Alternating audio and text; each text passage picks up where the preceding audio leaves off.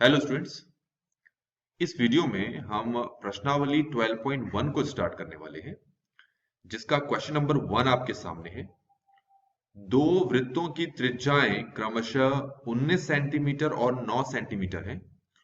उस वृत्त की त्रिज्या ज्ञात कीजिए जिसकी परिधि इन दोनों वृत्तों की परिधियों के योग के बराबर है। क्वेश्चन बहुत इजी है, समझ लेते हैं इसको क्या कहा है। ये हमारे पास दो वृत्त दे रखे हैं, एक वृत्त ये रहा और ये हमारे पास दूसरा वृत्त है। इसकी त्रिज्या को नाम दे देते हैं R1 जो कि है 19 सेंटीमीटर, और इस दूसरे वृत्त की त्रिज्या को हम नाम दे देते हैं R2 जो कि है 9 सेंटीमीटर। अब हमसे क्या कहा है, उस वृत्त की त्रिज्या ज्ञात कीजिए जिसकी परिधि इन दोनों वृत्तों की परिधियों के योग के बराबर है। अब इसका मतलब क्या है, इसमें कहा है कि एक हमारे पास तीसरा वृत्त है, आपको इस वृत्त की परिधि ज्ञात करनी है। वृत्त की परिधि ज्ञात करने से पहले हम ये जो वृत्त है इसकी त्रिज्या को क्या मान लेते हैं, R। ठीक हो गया।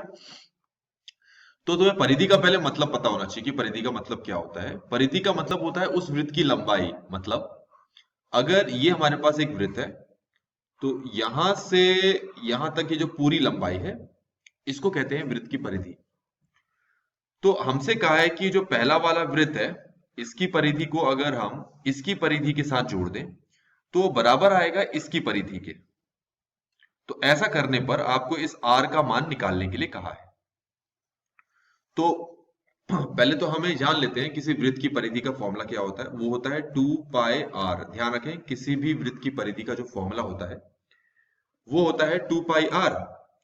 तो हमारे पास ये जो पहला वृत्त है इसकी परिधि हो जाएगी 2 पाई R1 प्लस ये जो दूसरा वृत्त है इसकी परिधि हो जाएगी 2 पाई R2 इक्वल टू ये जो तीसरा वृत्त है इसकी परिधि हो जाएगी 2 पाई R।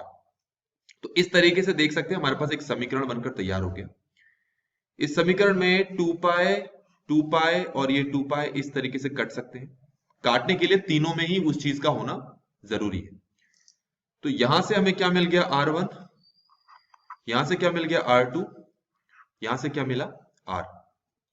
अब हम क्या कर लेते हैं, जो R1 है उसका मान देखते हैं कितना है, 19 सेंटीमीटर। तो इसकी जगह रख लेते हैं 19।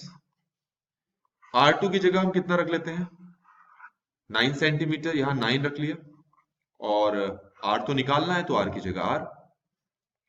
19 में 9 जोड़ दे तो ये कितना आ गया आपका, 28। तो इसका मतलब ये हो गया कि हमारे पास ये जो तीसरी वाली वृत्त है ना, तीसरा वाला, इसकी त्रिज्या आ गई है आपके पास 28 सेंटीमीटर।